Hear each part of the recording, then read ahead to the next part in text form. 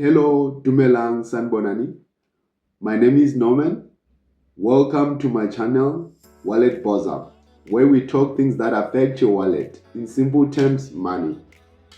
Today we're going to talk about budget. Before we jump into it, we need to understand why budget is so important. Why do we need to budget?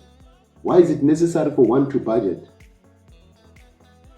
Budget is important because it helps you to manage your money wisely and stay in control of your financial future. These are some of the reasons why budgeting is so important. It gives you direction. Budget helps you to plan and how to spend your money instead of wondering where your money went to. Have you ever been in a situation where you had 1,000 rand, but you can't really figure out where your money went to? What did you spend your money on? That's where budget comes in. It also prevents you from overspending. It sets clear limits so you don't get to spend money on the things that you don't need. It encourages you to save. You can set aside some money for your goals like emergencies, education, or buying a property. It helps you to manage your debt. Budget helps you to track and pay off your debt in a systematical way. It also improves your financial decision making.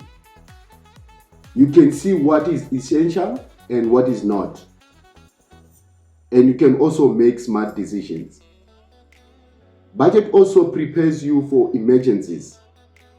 It allows you to build emergency fund for unexpected expenses. For example, you can have a family emergency that you didn't plan for. But if you budget, you'll have that money set aside. Last but not least, why we should budget?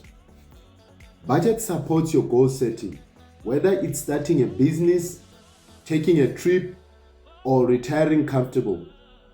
Budget keeps you on track. Now we're going to talk about your income versus your expenses. For some people, you get to spend more than what you get in. So that's where we need to analyze our income versus our expenses. So for income, what are the things that we need to consider? So we have different income for different people, depending on where you are in life. So for people who are working, they'll be getting salaries and wages. Some people get it once in a month, some get it bi-annually. Some people get commission from the sales. That's your form of income. For those ones who are self-employed or entrepreneurs, they'll be getting business profits. And we also have what we call passive income. Things like your rental income. If you own a property, when you rent it out, you'll be getting what we call rent income. For some people who invest in shares, you'll be getting what we call dividends. For those ones who write books, record music, or own a patent, you get what we call royalties. For those ones who invest their funds either in the bank or mutual funds, you can get interest income. So after getting your income, what you need to do now is to spend your money. But you can't just go and spend your money. You need to have a proper structure on the things that you spend your money on.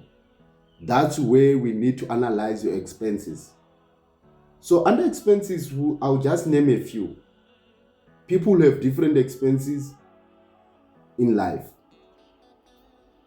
So some of the expenses that we can consider are your fixed expenses. These are the expenses that remain the same on a monthly basis. For example, you can have what we call rent expenses or a bond.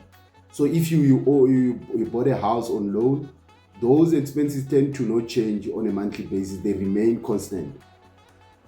And you also have your insurance premiums. It can either be on your house, your home contents, your car, or those small items that you have.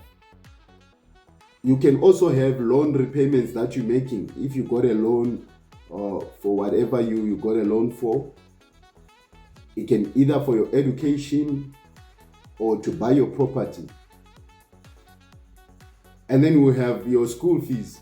They also tend to be constant on a monthly basis.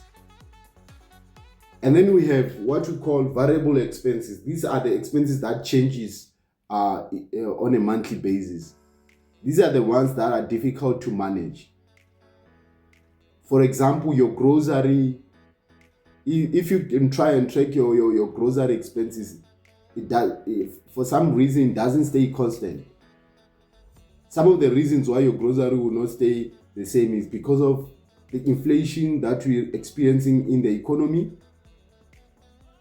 Those are the things that causes you overspending on the things that you don't need it. You can have your transport. So your transport for different people, if you have a car, for you it will be petrol money. For people who are using public transport, it will be your taxi fare. And then you have your water and electricity.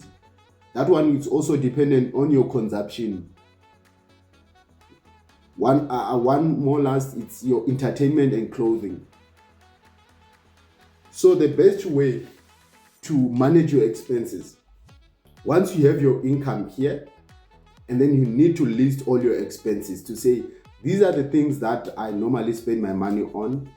Another best way of tracking your expenses, you can pull out your bank statement. Your bank statement will never lie to you because it will show you all the things that you normally spend your money on. And then you can create your own template where you analyze those expenses. So after allocating money, you can see whether you are overspending or you are underspending. And then if you still have some money left out, that's where you need to plan your financial goals. What are the things that you want in the future? How much do you need to save? So for those ones who are looking for a sample, a template that you can follow, I can share with you a simple template. It's up to you. You can adjust it the way it fits in your life. Thank you for tuning in my channel. Please don't forget to like, share, comment, and one more last thing, subscribe. Thank you.